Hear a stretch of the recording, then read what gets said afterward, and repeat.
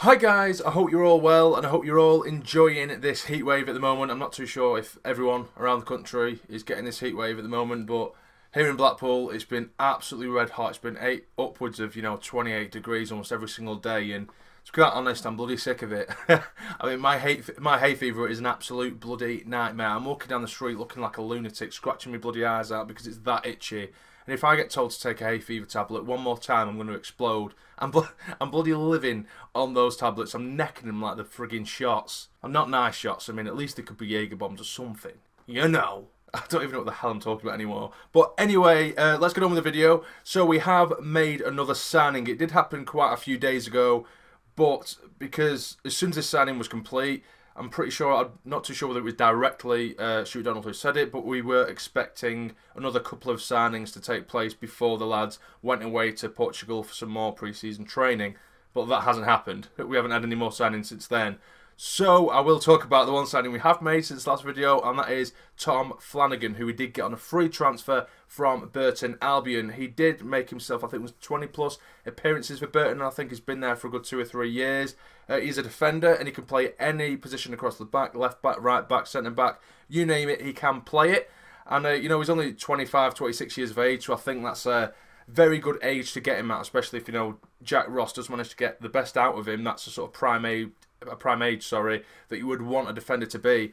And I do quite like the look of him. He seems like a half-decent player and a very versatile one, which is such an important thing to have in your team, especially a player who can play at any position across the back. I think that is very, very valuable. And I do like his character as well in his interviews, saying all the right things, but not just the sort of stereotypical things that we get all the time, the whole, the same old malarkey that's, when Sunderland came calling, you just can't say no because they're a massive club. He was just an actual genuine character, just having a chat, saying how excited he is. And, he was also mentioned that even though he does come from down south, he had a couple of 2 or 3 mates that he was growing up with or has grown up with, and they were avid Sunderland fans. So he was basically talking about how buzzing he was to, to be able to give them a call and let them know. So yeah, he seems like a very decent character. He has a head on his shoulders. And I've said that about a couple of players we've brought in. So as of right now, I think character-wise, we are bringing in the right kind of players, and I'm really happy with that. So Tom Flanagan, yeah, I think that's a very decent signing indeed, a very good addition to our squad. And now, other than that, there's been obviously rumours about players we might be going for. I think it's Dylan. I know I'm going to butcher this name. I've already butchered our goalkeeper's name.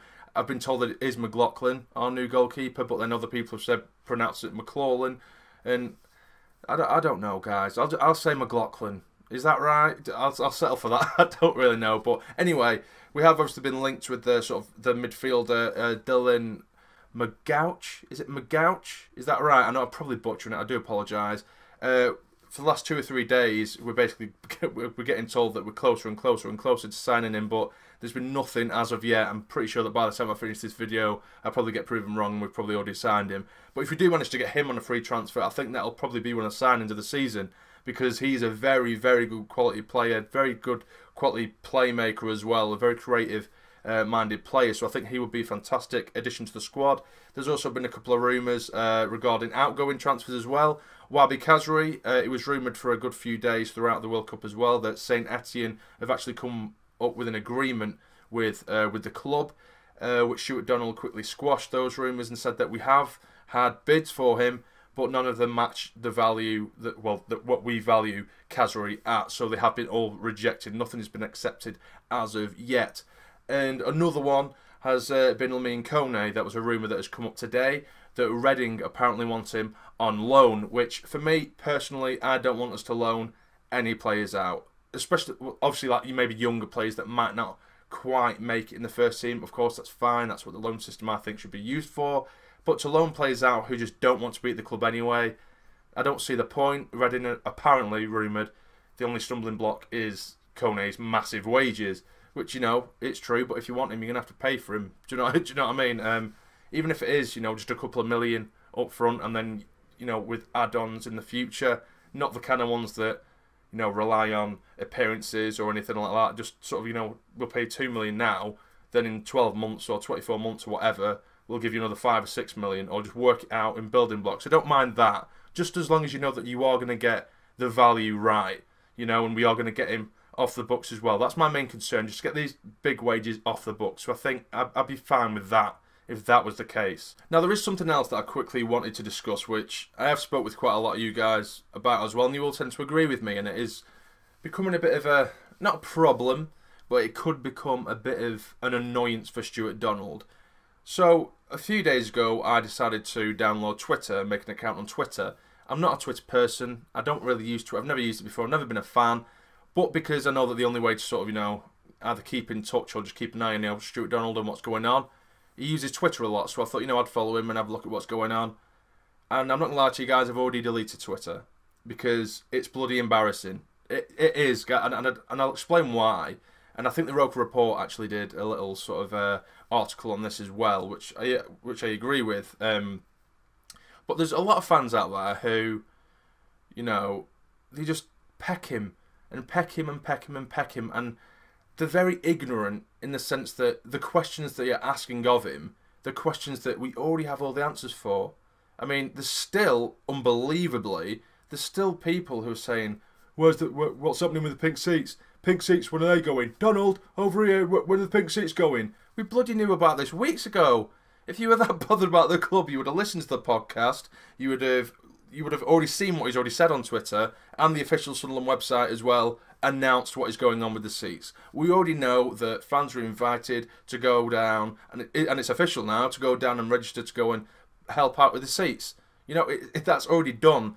So people just pester him about things that we already know.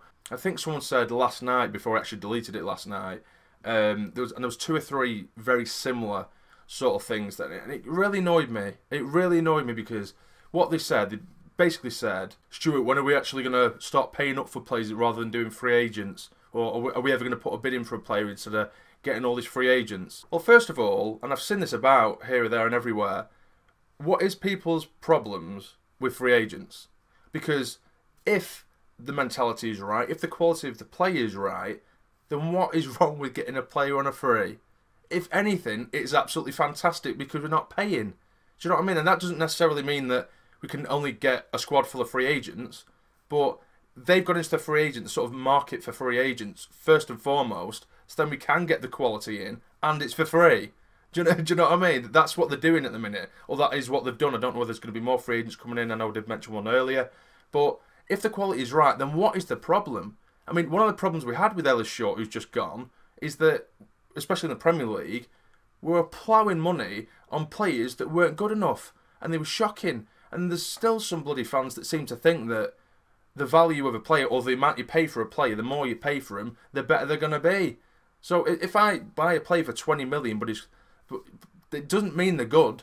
It doesn't mean they're good. Oh, we paid 20 million for him. That means he's the best player in the world. What? Where are you getting this from? Do you know what I mean? I don't get it. And especially in League One, there aren't, or the lower leagues, there aren't that many long-term contracts. Hence why there's a lot of players that you can get on a free, which is a good thing. We want players who, you know, have maybe had a bit of experience in League One, or at least are good enough for this level. So if they come on a free, then so be it. That's fantastic.